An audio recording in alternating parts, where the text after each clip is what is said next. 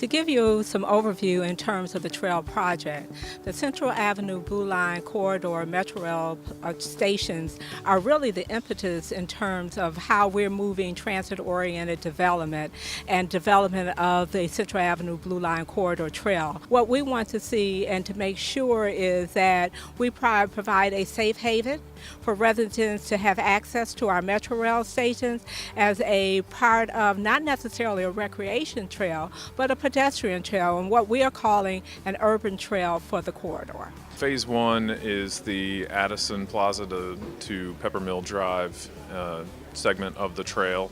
So it's just under 1 mile of shared use path that will be constructed on the south side of Central Avenue. It includes access improvements along the road, so it'll connect with the neighborhoods. It'll provide an ADA accessible route from one end to the other of the trail. Making sure that this project achieves the vision of the community is going to be incredibly important. Well, I think this time the county did a good job reaching out. I've been coming to meetings for many years now, so this is probably the most people I've ever seen at a meeting. So I think they got what they probably wanted from the people that live here.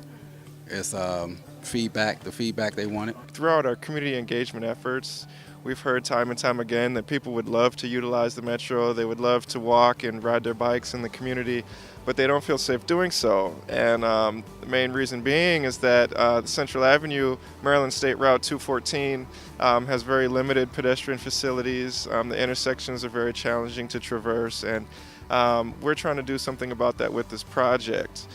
The other piece of that is the economic piece.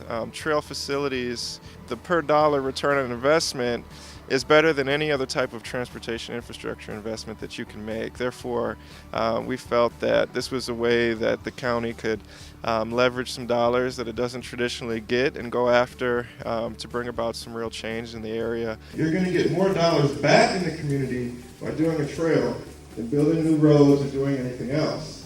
And also, too, it raises the property values and all those other things. And it really creates a benefit to the community. The health and all those other things, those are just added benefits. This is something that we really want to hope will support the larger efforts in the region, which is to promote multimodalism. We want to make sure people have options to bike, to walk, make sure they have safer communities. And I really think that the planners at Park and Planning have put a lot of thought and effort into making sure that this trail is something that addresses the safety issues in the communities along Central Avenue. The many challenges is really getting for residents to get a full understanding in terms of what this project is and what it's not. We're not using county dollars as we move forward to develop the overall trail. We've been very fortunate to go after grant dollars to allow us to begin to do the planning. And it's our hope that we'll be able to go after grant dollars at both from the federal and the state level to begin to leverage the dollars that the county may put into it to develop this urban trail. In certain locations, the community identified some safety considerations, so we tried to make sure those get addressed moving forward into final design. Specifically, Old Central Avenue in Zelma was noted that folks have a hard time accessing that intersection currently. Some of the challenges that we'll be dealing with are associated with right-of-way and being able to create a trail network, sometimes in very tight places. We'll be collaborating with community members as we go through that process to make sure that we create a successful solution for everybody to be able to work with and work on. There's approximately 132,000 residents that reside inside the Beltway. And we want all residents to understand what the trail will do to bring about the quality of life of their neighborhoods. So we will continue to have a series of engagement meetings to allow residents to come out.